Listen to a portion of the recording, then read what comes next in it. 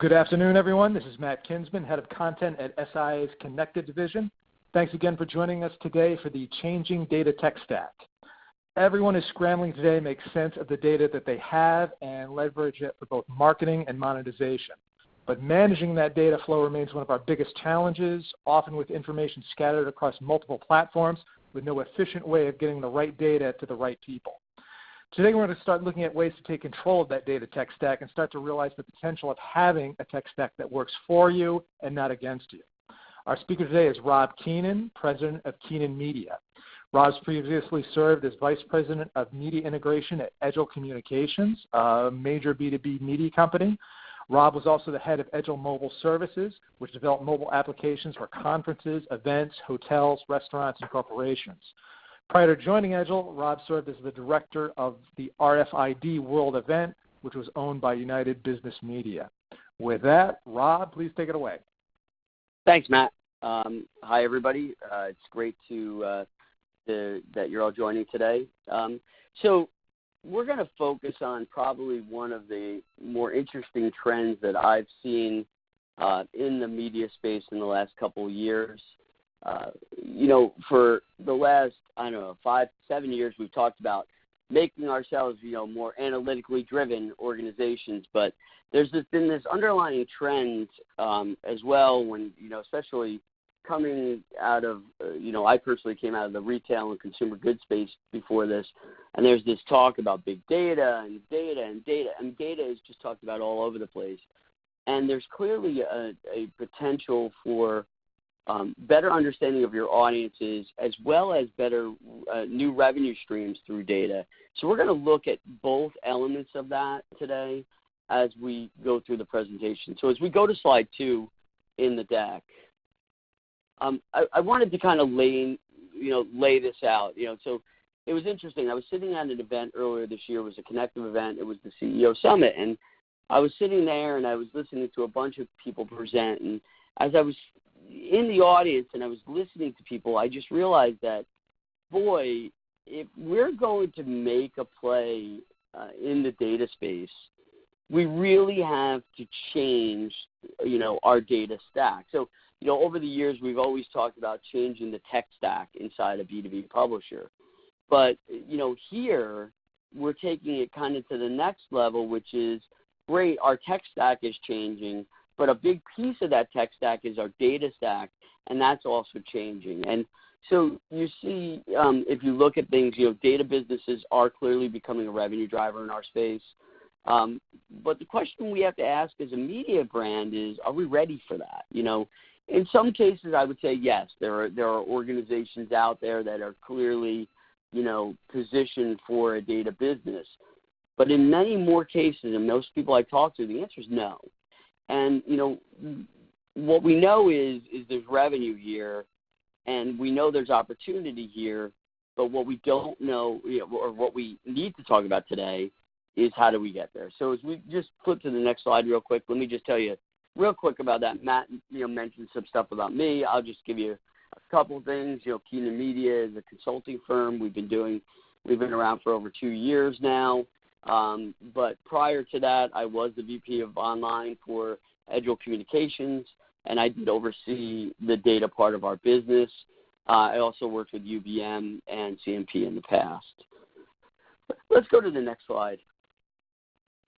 So I think before we move on to, what we want to be and what we need to be, I think we need to talk about where we are, right?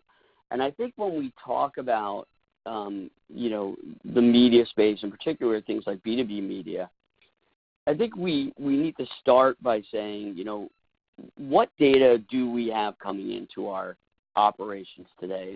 And obviously, clearly one of the first, and it's interesting, if you talk to B2C customers or B2C publications, they will tell you that we actually have a benefit on them because we do have data from things like our BPA audits. We have online user data. We have all this data about what our users are doing, how they're, transgressing our sites, what they're doing on our sites. We have event data. There's this great data set of what people are doing at events, who did they visit if you're doing conferences, what sessions they attended. We can track all of that.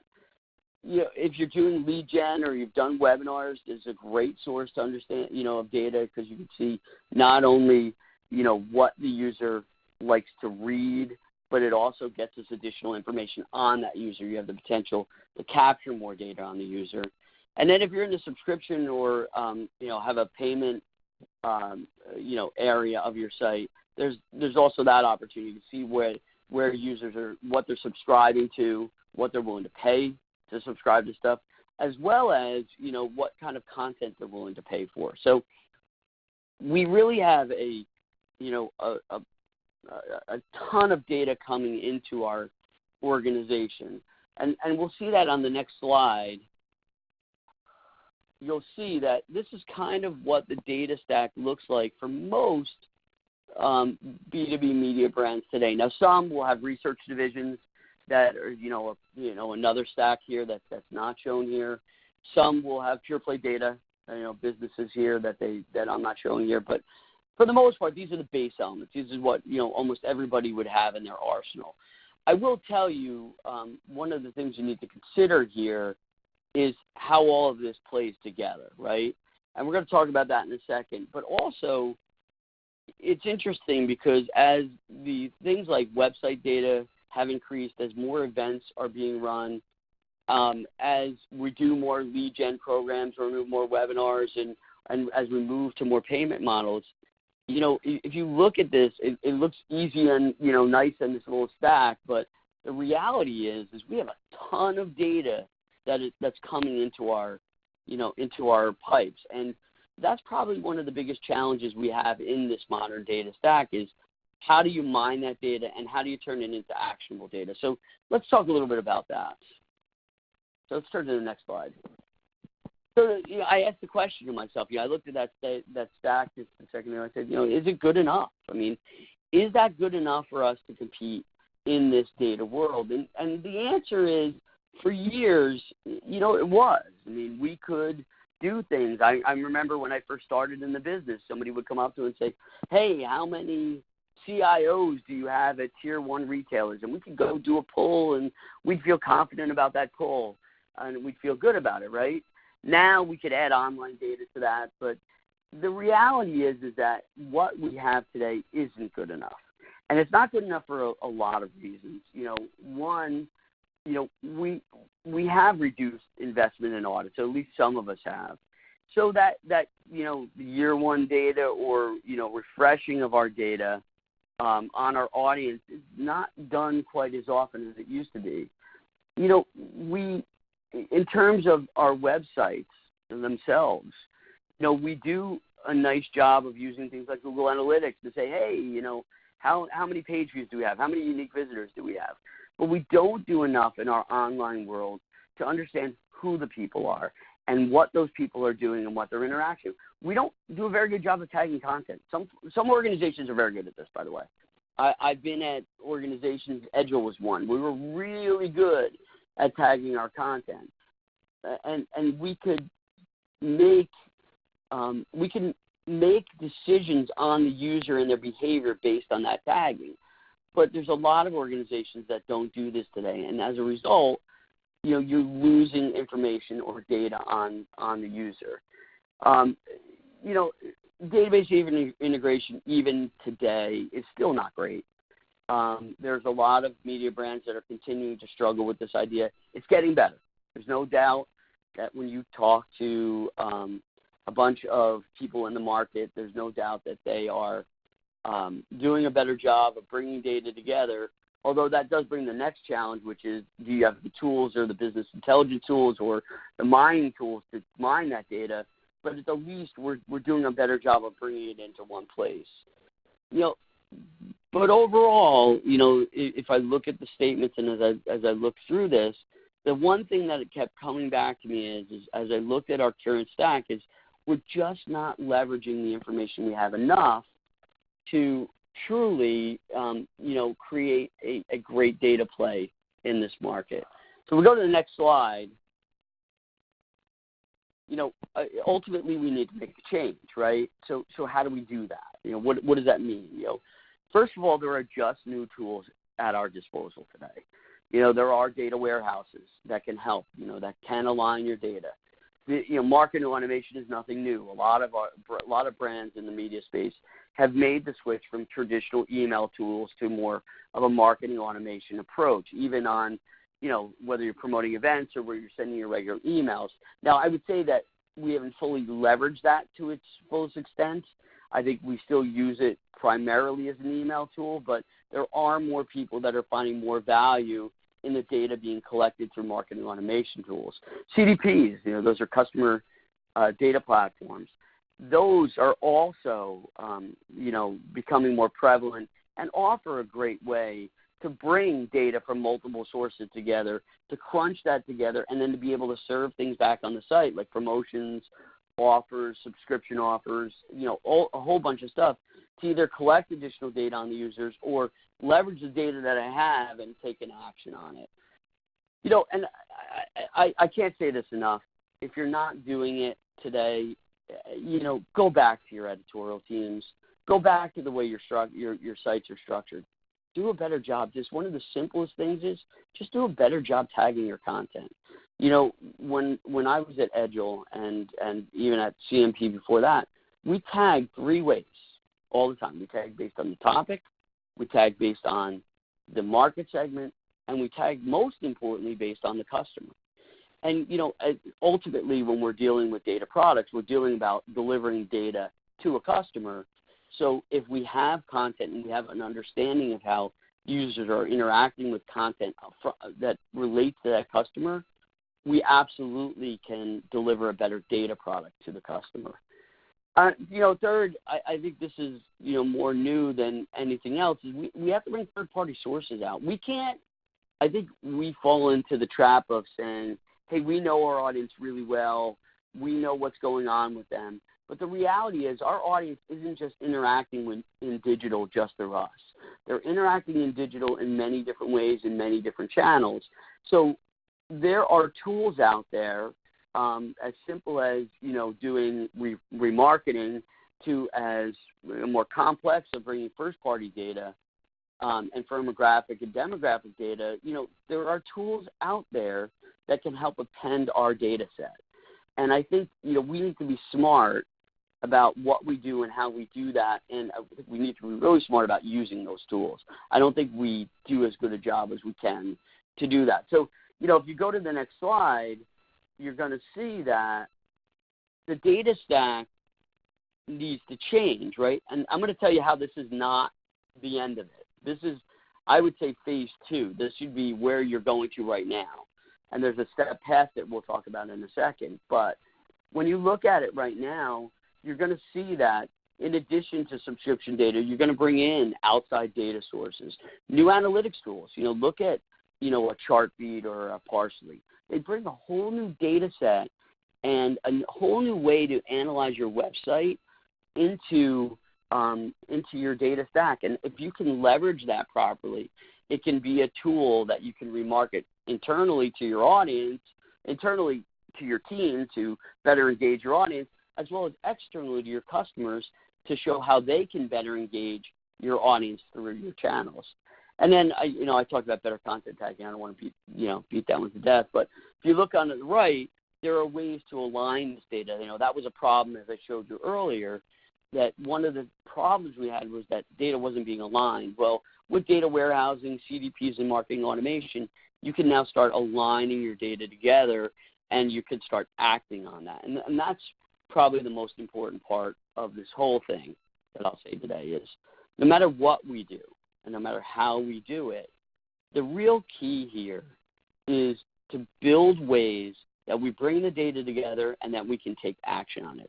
Whether we take action internally so that we can better engage our audience or externally so we can better sell products or enable engagement of our audience with our customers. So let's look at the customer piece of that and if we go to the next slide, you can look at the customer piece.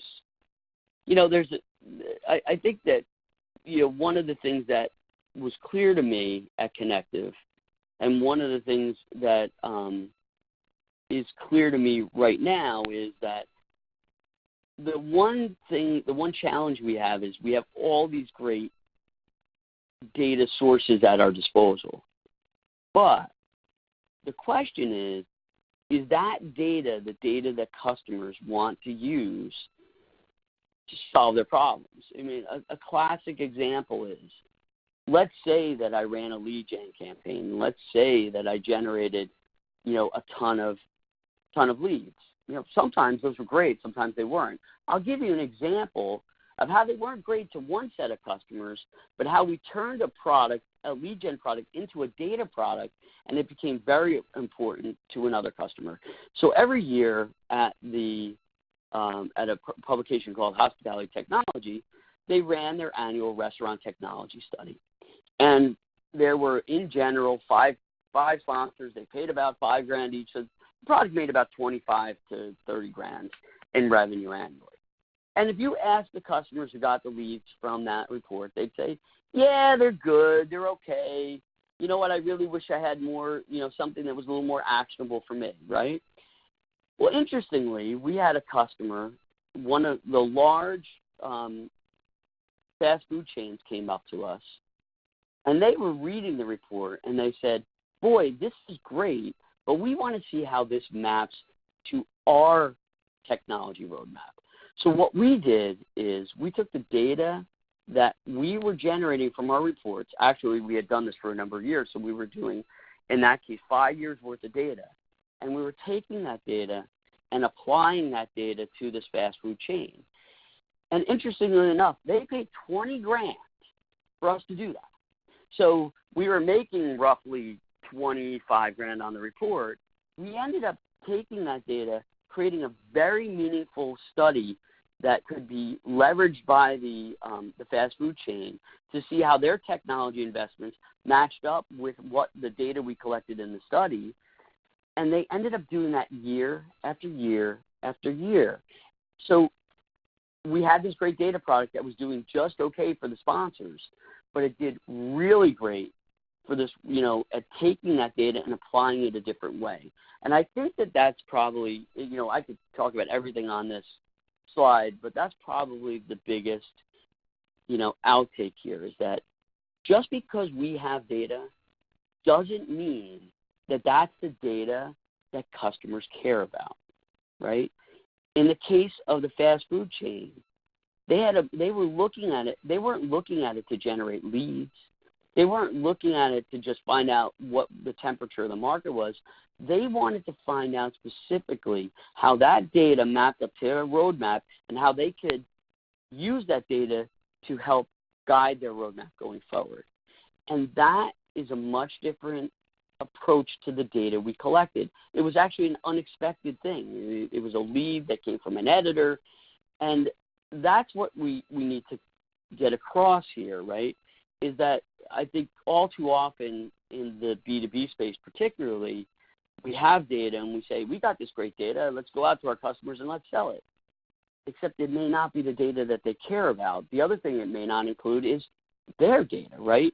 How do we take our data and their data, put them together, and come up with a solution? And that's what it means to be a true data player. It's not just about having data and pushing it out the door. It's about finding data and adding value to that data in other ways, whether it's customer data, third-party sources, and then going back to the market and showing a much more enriched data source to our users. So if you go to the next slide, you're going to see that the new normal on the data stack has changed, right? So it's not just about all those elements that I brought in before, and it's not just about bringing in things like firmographic or demographic data. It's about going to third-party data sources. It could be a government agency, could be an association, and bringing that data into your mix. It could be taking customer data, data on their technology purchases, data on their sales. Maybe it's data on their customers that they've collected and bringing it in and creating a much broader, much more robust data offering for not only, one client, but maybe for many clients. And I think, I say that, I call this the new normal. What you see here is the new normal, if we're media players trying to make a play in the data, in the data space. You've got to have all of these elements, and you've got to bring them together, and you've got to make them mineable and you have to make them, reportable. And then that's kind of a key to the, to the success here. And one of the next slide, I wanted to talk a little bit about the operational piece of it as well, because I think the other side of it, it's great to talk about the data stack. It's great to talk about the technology that makes that work. But I also think that you need to make some organizational changes to get there. We've spent a lot of time, I mentioned it at the beginning, talking about driving analytics-based, organizations. Well, I think we need to take that to the next level, which is driving analytics and data-based organizations. So what we need to do now is refocus our teams on building products that generate data. And that could mean, bringing in, new people like data scientists, which I know are expensive and are hard to find. But it also just means, when you build your products, ask yourself the question, I'm building, a new lead gen program. What data do I expect to get out of that? How will I use that data? We talked about hiring new types of employees. We have to change our thinking, just like we changed our thinking with content teams to say, hey, look, you've got to look at analytics. You've got to look at, the way things are engaging with audiences. We have to do the same thing here. We have to say to ourselves, how is this generating data? How can I sell that data? How can I leverage that data to enrich other products that I have so that I can, do a better job of being in this data business? I think that's what you have to think about. It's a different business. It's not, it's not putting content. It's not content marketing and lead generation and analytics. They kind of were all very tied together. The data business it's not that it's disconnected, but it requires a new approach. It requires a new thinking. And I think that organizationally, if you're going to get into data, I think you have to structure yourself to be there. And these are just some of the techniques that can get you there. So that's pretty much what we were talking about. You can go to the next slide, Matt. That's pretty much a look at it. But if you kind of summarize it today, I think the first thing you have to do is you just got to look at what you have, and start there. I mean, what do I have? What data am I collecting? Am I collecting data the way I should be? And is that data, meaningful to me? And is it integrated? And then the next step is to get out in front of customers, to sit down with them and say, look, this is what I have, right? Don't try and sell them right away. Say, look, this is what I have. This is the type of information I have. Is this interesting to you? Is it not interesting to you? If it's not interesting, what could I do to enhance it?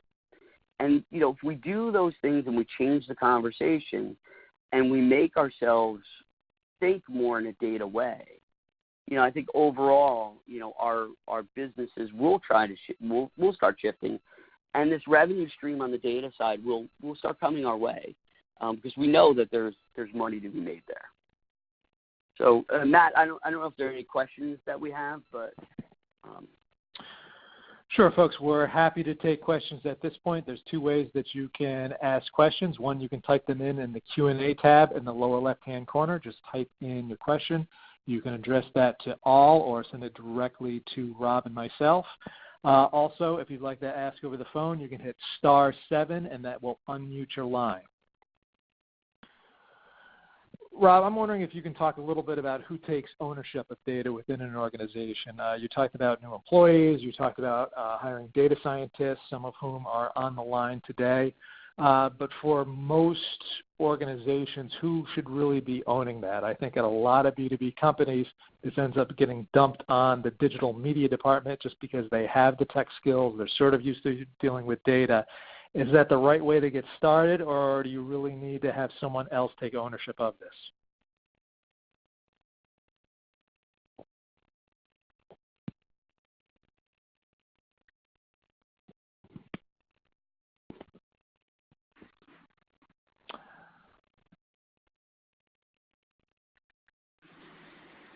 Rob, are you there?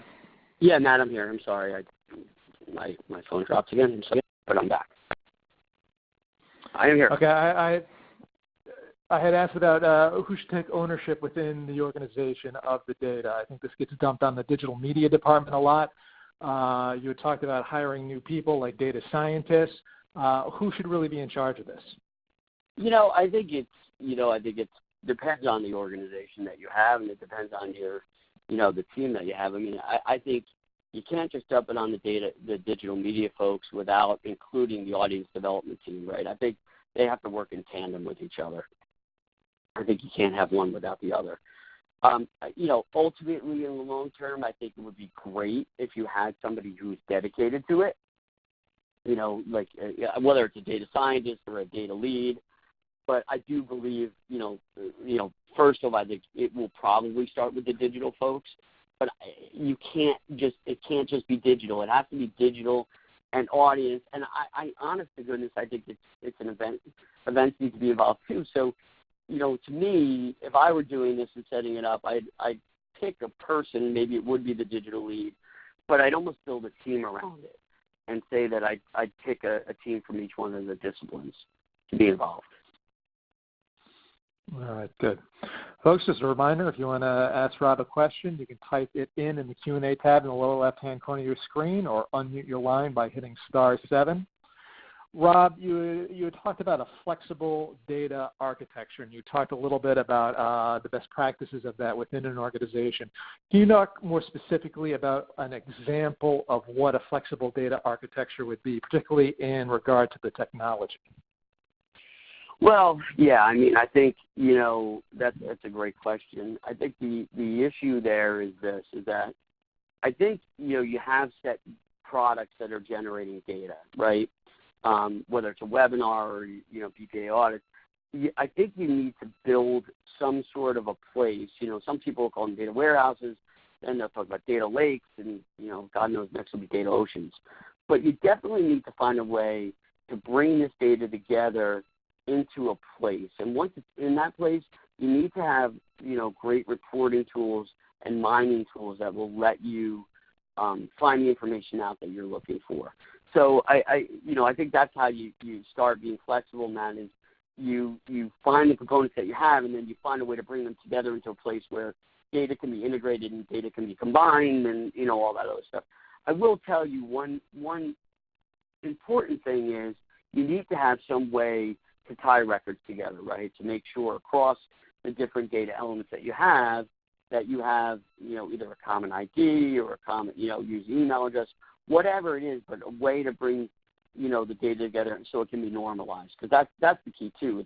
It's not just about bringing the data together. It's about bringing the data together on a single user and understanding what that user is doing.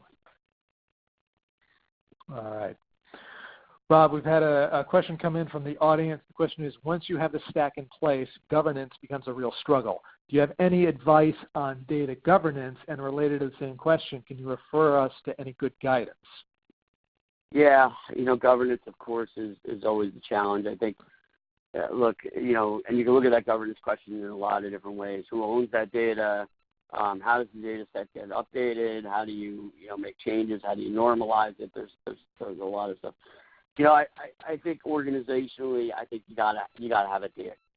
I hate to say a data cop, but you need a data cop, right? You need somebody who is the primary owner of the data. I think, that is somebody that you designate, whether you hire or whatever. But you need to have somebody who owns that data, because you got to be very careful once you align all this data when you make changes or additions. I think you have to, do it. Are there, can I point you anywhere? There's nothing that particularly I could point you to. I can just give you the example that we did at Edgel, and we were pretty good with data at Edgel. And what we did was we had a person who was very data savvy, and we, any changes or anything that was going on with data needed to go through him, and he would look at it, from a holistic perspective. It may not be realistic in some operations. At Edgel, we were smaller, so we could do that. So I do think that you got to, either have a person or a team that oversees that piece of it. But it's not an easy topic to solve. All right. Folks, please submit any questions that you have now. Rob, you talked about the necessity of going outside of your organization, looking at government entities, forming third-party partnerships. Can you talk about how to evaluate partnerships and also how you can really protect your own assets? I think we all know there's some companies out there that have offered a suite of tools to publishers for a song and taken that publisher's data and then turned around and used it to really build their own business, and in some cases even give that data to the publisher's competitor. How do you really evaluate a potential partner in this, and how do you protect yourself? What terms should you really set up in the partnership? Well, so the first thing is I think, when I look at sources, right, on this stuff, I look at ways to, I'm appending my data, right? I'm not necessarily, I'm a data protector, man. I hate giving my data out to anybody, in the sense of I really don't ever enter into a partnership where I'm, providing my data out. I try and do other things there. In general, when I'm looking to bring additional information to my data, I like to look at third-party services that are out there. There are some that will give you first-party data like, email, social media accounts. Some will give, some demographic for example, I don't track whether, somebody is a man or woman, they're 35 years old. I mean, I just don't track some of that information. Could be useful in some cases, but that's not information that I track.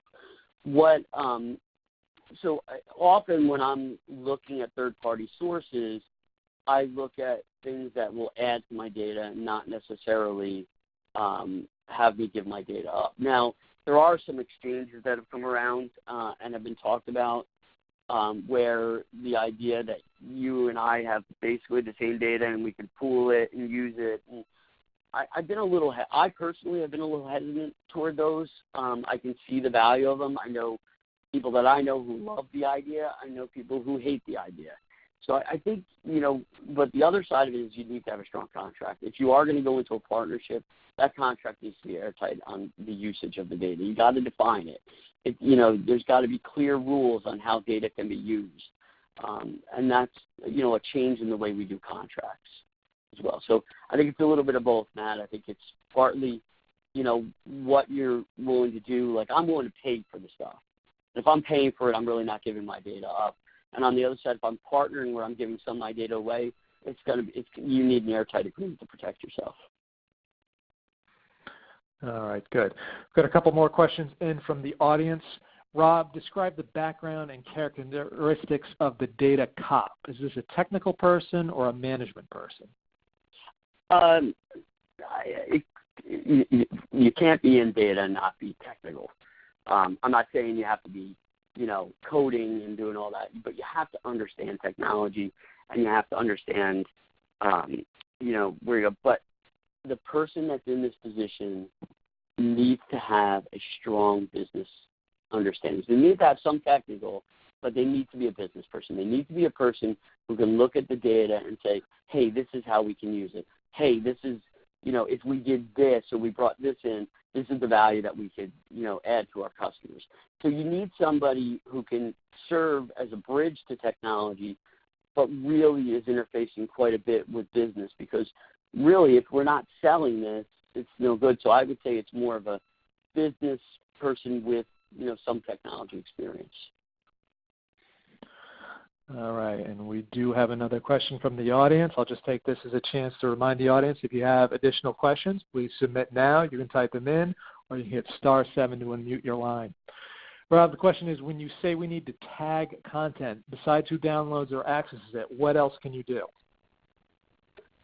Well, tagging content actually happens at the time of load of content, right? So when content is going into the system, you absolutely should be putting the value tags on their taxonomies or categories or whatever. So that actually happens at load. On the download side of things, if you're building your lead gen business right, or your webinars, you can be doing progressive gating on your content. So when content is being downloaded, you can actually ask additional questions, gather additional data that can be valuable to you or to your customer. We often at Edgel, Matt knows, we spent at Edgel, I think it was 75% of our business was lead gen. And in that 75%, we built a structure where, a customer could come in and they could ask a question that would add value to them and help qualify people. Ultimately, what we're trying to do here, and I didn't talk about this, but it's important, is we're trying to move further down the funnel, right? So, if you think about it, customers have this lead funnel, right? They have this funnel of information on people, and it's usually pretty broad at the top with not a lot of information, and it gets, they start qualifying people more and more and more and more until they get to their sales-ready leads. What we're trying to do is move to, with data particularly, at least in the lead gen situation, is move down that funnel more, right? So if we can put additional value-add data, if we can do things like, hey, what types of people are you looking at, and not necessarily score people, but filter those people down, you can absolutely add a lot more value. So there's two ways you can do tagging. One is on content load, and to me that's critical. On the other side of it, you can, if you're flexible enough and you're smart enough in how you set your lead gen products up, you can actually collect additional data for your customers and add more value and ultimately charge more for that over time. All right, very good. Folks, last chance to ask a question or type it in the bottom. Hit *7 to unmute your line. I think we're good. Folks, you see Rob's contact information here if you'd like to follow up with him directly.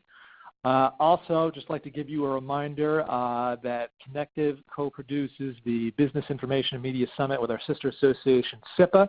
That's going to be taking place November 12th and November 14th in Fort Lauderdale. And the early bird is coming up. The early bird actually expires tomorrow. This is a conference that's going to have data themes throughout the conference across all 5 tracks.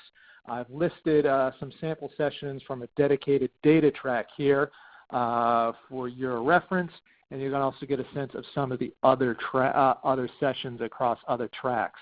So sessions like data monetization, inspired strategies to compete with big data, how sufficient data models can be springboards to revenue growth. On the audience side, how to get the most out of your CDP, and all the way up to leveraging AI to create competitive advantage. We're seeing other data-driven sessions across the program, such as understanding predictive analytics, how Heart Energy maps the customer journey, and then also a partnership where we've got with Omida on introducing industry engagement standards. How do your products match up? So you can see the URL for the event. Please check it out. We think it's more than worth your while, and the early bird does expire on Friday. So thank you again for joining us today. Rob, thank you. Great job. We'll be sending an archive of this webinar to all attendees, and then you also have Rob's contact information if you'd like to reach out to him. Thank you again. This concludes the webinar.